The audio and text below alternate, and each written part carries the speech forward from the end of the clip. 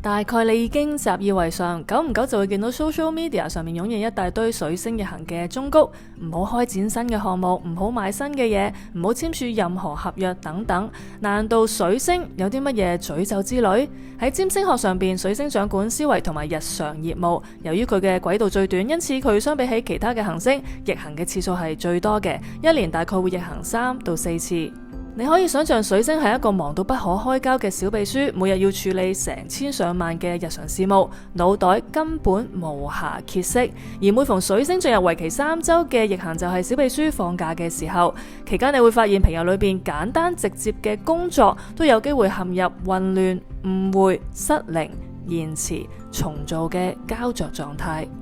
其實水星掌管我哋嘅思維，逆行無非係要挑戰我哋嗰啲平日視為理所當然嘅諗法，去暴露嗰啲因為疏忽大意而被忽略、被擱置、未完成嘅任務。因此水星係咪詛咒緊我哋呢？當然唔係啦，逆行只不過係將梳化搬開，好讓我哋睇到梳化底下堆積如山嘅塵埃。目前水星逆行，大家可以學習放慢腳步，停一停，深呼吸，鬆一鬆，以新嘅眼光去看待馬不停蹄嘅日程，讓水逆協助你跳出不斷重複嘅日常框架，去好好重組並且優化當下嘅生活。